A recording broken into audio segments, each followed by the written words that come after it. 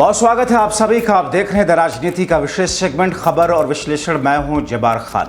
दोस्तों, बीजेपी के बारे में कहा जाता है ये तोड़फोड़ करने में माहिर है।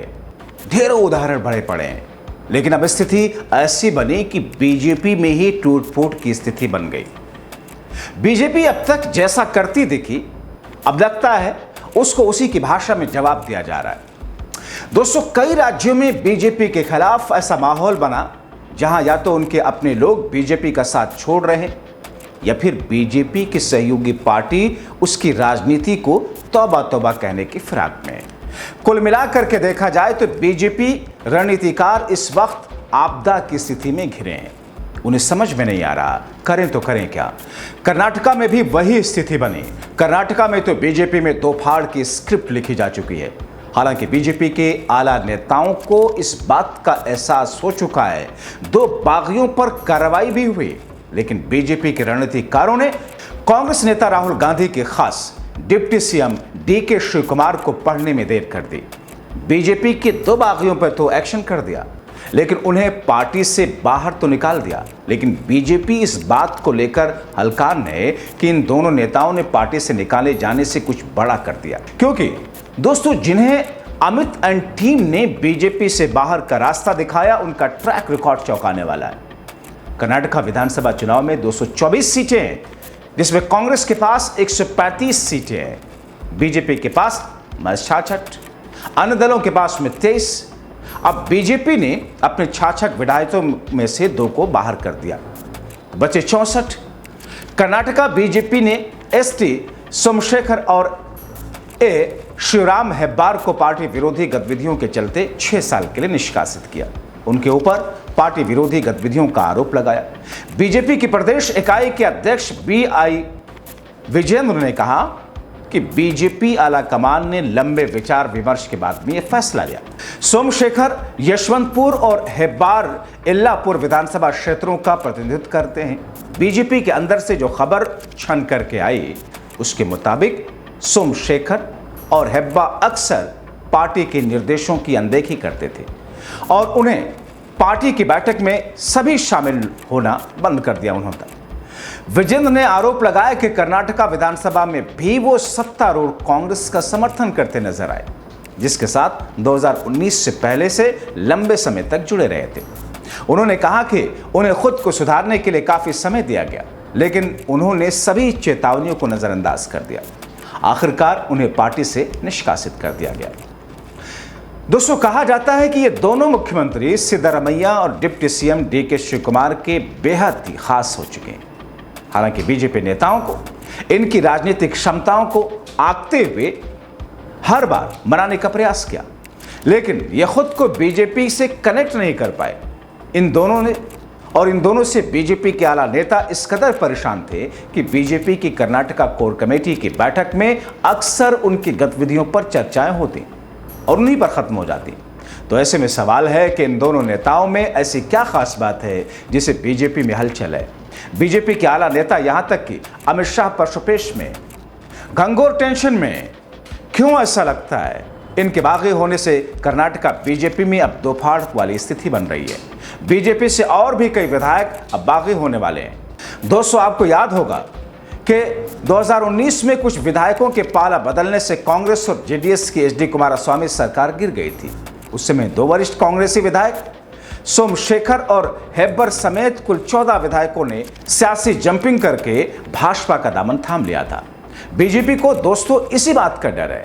जिन्हें उन्होंने बीजेपी से बाहर का रास्ता दिखाया, वो इस बार भी वही वाला खेला कर सकते हैं, जैसा कि एचडी स्वामी के साथ में किया था। लेकिन यहाँ एक अंतर है। अंतर ये कि कांग्रेस को बहुमत के लिए इन विधायकों की जरूरत नहीं है, लेकिन इन विधायकों के आने से कांग्रेस की स्थिति सियासी तौर पर मजबूत हो सकती है। दोस्तों, सोमशेखर और हेब्बा वो हैं जिनकी बदौलत कर्नाटका की सत्ता में बीजेपी की वापसी हुई।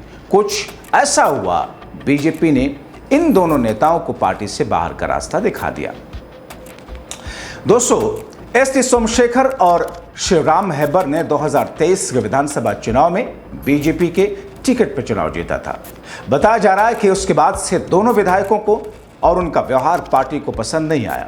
पिछले 1 साल अंदर ही अंदर संबंध खराब हो रहे थे। कई बार इन दोनों विधायकों ने भगवा दल के लिए असहज स्थिति पैदा की। दिलचस्प बात यह है कि इस समय राज्य में फिर से कांग्रेस की सरकार है, लेकिन सियासी जंपिंग करने वाले ये दोनों नेता दोनों खेमों से बाहर हो गए। उधर कर्नाटका के डिप्टी सीएम डीके शिवकुमार ने बीजेपी के इस फैसले की निंदा की। समझा जा रहा है दोनों बीजेपी नेताओं का दिल फिर से कांग्रेस के लिए धड़कने लगा है। 203 बार के विधायक 66 साल के सोमशेखर ने कांग्रेस से ही अपने राजनीतिक जीवन की शुरुआत की थी। पहले इन्हें सीएम सिद्धारमैया का करीबी माना जाता था। 2018 में कांग्रेस कैंडिडेट के तौर पर यशवंतपुरा सीट से जीते। 2018 में भी सीट अपने पास रखी। 13 विधायकों के साथ भाजपा में जाने से पहले वो कुमारस्वामी की 1 साल की सरकार के दौरान बेंगलुरु विकास प्राधिकरण के चेयरमैन रहे। साल 2019 में उन्होंने उपचुनाव जीता। येदियुरप्पा कैबिनेट में जगह मिली। आगे बसवराज बोम्मई कैबिनेट में भी बने रहे। 2023 में उन्हें यशवंतपुरा की सीट से भाजपा के टिकट पर चुनाव जीता उन्होंने। दरअसल विधानसभा में उन्होंने कई बार कांग्रेस सरकार की कई योजनाओं को खुला समर्थन दिया था।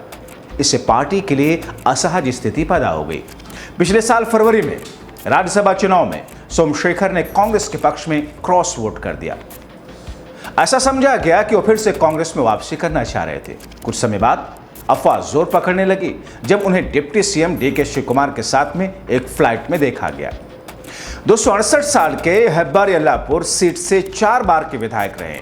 उन्होंने येदियुरप्पा और बोम्मई सरकार में श्रम मंत्री के रूप में कार्य किया। हेब्बार किसान परिवार से हैं, शुरू से कांग्रेसी रहे। 2023 में बीजेपी कैंडिडेट के रूप में जीतने के बाद उनकी पार्टी से नहीं बनी। फरवरी 2024 के राज्यसभा चुनाव में हेब्बर ने यह कहते हुए मतदान नहीं किया कि वो बीमार हैं, लेकिन लोकसभा चुनाव में उन्होंने कांग्रेस उम्मीदवार के लिए प्रचार करके बीजेपी को नाराज कर दिया। बहरहाल इन दोनों नेताओं को बीजेपी निष्कासित करने के बाद पत्र में बीजेपी की केंद्रीय अनुशासन समिति के सदस्य सचिव ओम पाठक ने कहा, समिति ने 25 मार्च 2025 को जारी किए कारण बताओ नोटिस पर आपके जवाब पर विचार किया और पार्टी अनुशासन के आपके बार-बार उल्लंघन को गंभीरता से लिया। ऐसे में आपको पार्टी की प्राथमिक सदस्यता से तत्काल प्रभाव से 6 साल के लिए निष्कासित करने का निर्णय लिया गया है और आप वर्तमान में पार्टी में जिस किसी भी पद पर हैं, आपको उससे हटाया जाता है। दोस्तों, उन्हें तो निकाल दिया गया, लेकिन बीजेपी के अंदर एक तरीके से खौफ है कि इनके साथ और कितने विधायक पार्टी को छोड़ सकते हैं।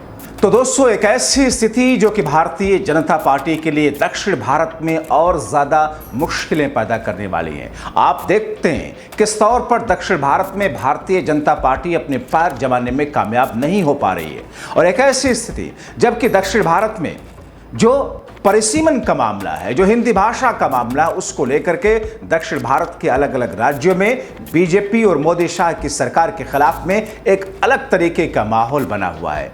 ऐसे में बीजेपी अगर कर्नाटका में और ज्यादा कमजोर होती जा रही है, क्योंकि आप जानते हैं दोस्तों, कर्नाटका ही वो राज्य है जहां पर भारतीय जनता पार्टी का पैर मजबूती से जमा रहा पिछले करीब 2 दशकों से अगर देखा जाए तो, क्योंकि बीएस येदियुरप्पा ने भारतीय जनता पार्टी को कर्नाटका में अपने तौर पर सियासी मजबूती दी, सियासी जमीन को एक तरीके से विस्तार दिया। यानी कि दक्षिण भारत के लिए कर्नाटका को बीजेपी के लिए एक गेट के तौर पर देखा जाता है, दक्षिण भारत के गेट के तौर पर। तो उस गेट में जहां पर पिछले चुनाव में भारतीय जनता पार्टी की एंट्री नहीं हुई, यानी कि महज 66 सीटों पर सिमट गई, जबकि कांग्रेस पार्टी पूर्ण रूप से अपने दम पर बहुमत लाने में कामयाब हुई थी। ऐसे में बीजेपी के वो नेता जिन्होंने कांग्रेस और जेडीएस की सरकार को गिरा करके बीजेपी का दामन थामा था, ऐसे में 2 नेताओं को पार्टी से निष्कासित कर दिया गया। जाहिर तौर पर यह तादाद महज 2 नेताओं की नहीं है, बागियों की तादाद तो और भी बहुत बड़ी है।